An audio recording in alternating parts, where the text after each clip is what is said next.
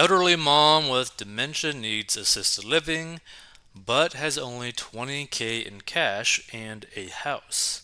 So is selling my mom's house and using that money to pay for 5 years of assisted living a good choice, or will I just get to the end of 5 years and have painted myself into a corner? My mom is 78, she has dementia, early Alzheimer's, and has been stable in knowing who we are, what is going on for years. Which, is kind of a big thing because if she's been stable at this point for like multiple years, she's probably going to be stable for another multiple years. So you're probably going to run through that money very quickly. Can dress herself, shower herself when prompted. She's mobile, no issues moving around. She has no track of time and forgets to eat and take medicine. She can't live alone. She's lived with her boyfriend of 30 years at his house since the pandemic, 3 years, but he is under hospice care now. I need to move her out of his house. She has 20K in cash and no retirement or investments, no car, no debt. She owns a house that she's not lived in for a year but was a hoarder and it needs a ton of work. As is, maybe 200K. Fixed up 300K. Social Security check is $1,400 and house taxes bills are about $400, so her take home is about $1,000 per month. Assisted living is $5,300 per month, so we need $4,300 per month to pay them. Selling the house is the only way to get that.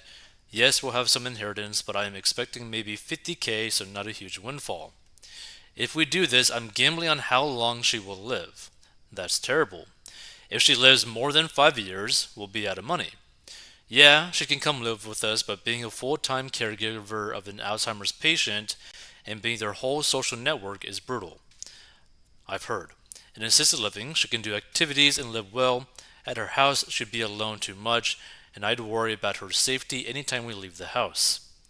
Is this 5 year plan the best I got? Additional ideas. Edit. Well, so far I've learned that there are elder care lawyers, and that could be a good resource. Thanks. So here's the thing. There's a few routes to kind of like potentially go about this, kind of like what they were mentioning. Now, for me personally, if I was in this person's situation, I'd probably sell the house for the 200K, buy a house worth 200K, and rent it out for rental income so that I can use the rental income from that home and also her Social Security paycheck per month to basically fund in-home care, right?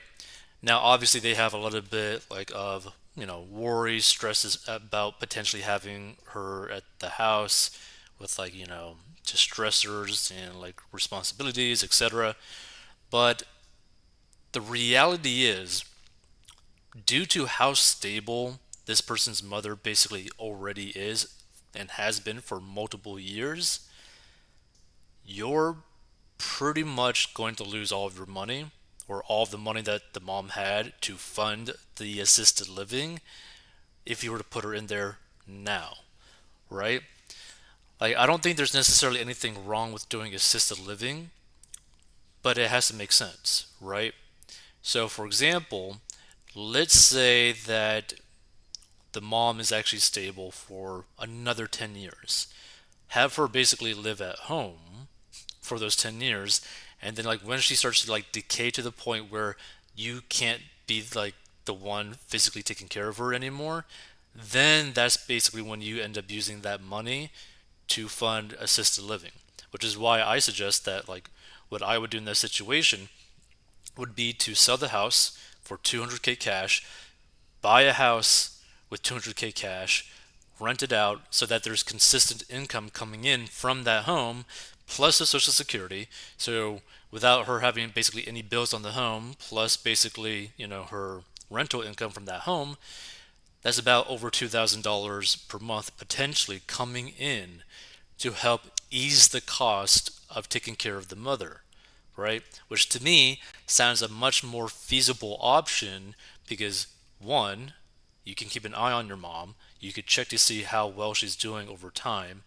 Two, you can tell whether or not she's actually degrading or not, like her mental capacity at all. Because once it starts to decay to the point where you can't handle it anymore, then you are probably going to have to go the assisted living route. But probably by that time, the amount of money or potentially the potential worth of that home, like the 200K, might be now worth like 400K by that time, right? And also, you've been basically not losing any money because you've been renting it out, right? So basically, you could keep the 200, potentially make profit, and also basically have very little cost in terms of taking care of your mother throughout this time as she gets older and older and older in age. So that when it does come time, because it will get to the point where she will decay like mentally to the point where it's just not feasible to take care of her anymore, then you have the money to actually pay for the assisted living till the end of her life, so that you don't have to stress about running out of money, and you can also be happy in knowing that you are trying to provide the best care to your mother at the same time. That's the route that I would go in this type of situation. Now, obviously, this is a very complicated situation, and the bad thing about Alzheimer's, dementia, all that kind of stuff, right? Even though she's stable right now, there is still a chance that, like, next year, her, like, mental capacity is just gone completely, right? And then a year after that, she's literally gone. Like, it could really, like, escalate very quickly. But I'm just saying, because she has been so stable for multiple years, there's probably a pretty good likelihood that she's going to be stable for a few more years, past the 5 years. So you are for sure going to lose that money if she does stay stable. But yeah, if you want to learn how to get out of debt, master your money, go to 40 Unbox, learn how I got out of debt, and grew my net worth.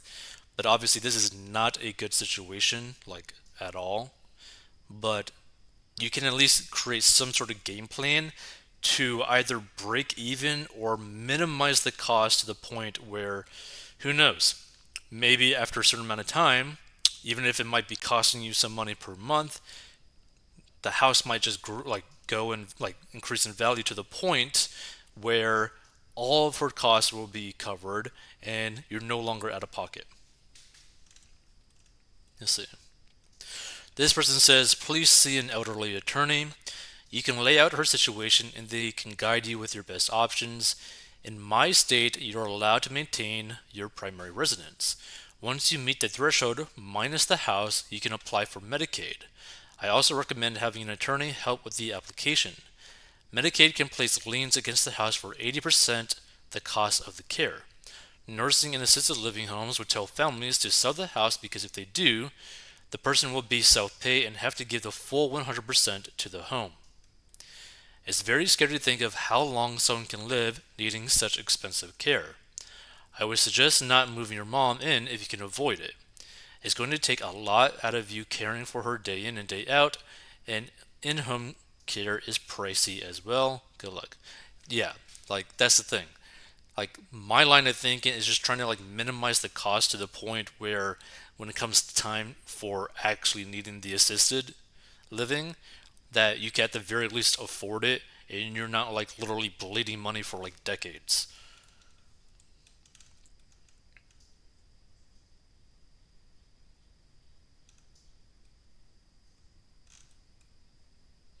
Interesting. Okay, so different states have significant differences in how this works. She may have to sell the house before she qualifies for Medicaid, or it might be exempt, or it might be deferred until death. You might or might not be in a filial responsibility state, which could require you to help pay for the Medicaid costs. Depending on the state, this might or might not be actually enforced. There is a federal 5-year look-back requirement, i.e., proving that your mother didn't impoverish herself by giving all her money assets to you in the past 5 years, which should apply, but the exact details of how it is implemented vary by state. End of life and estate planning is not something that's just a rich person concern, and the attorney fees are generally not onerous for low net worth individuals. If absolutely necessary, you can probably get it pro bono through legal aid in your area, though that generally delays things given that op is already behind the eight ball. I would not recommend that here unless there's no other option. Yeah.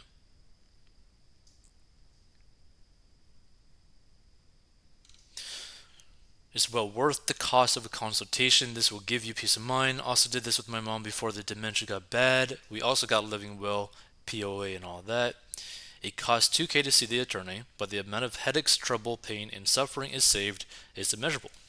Yeah, so I actually like these suggestions from the comments of this post. Go ahead and see like an attorney in this type of situation because yeah, every state is different.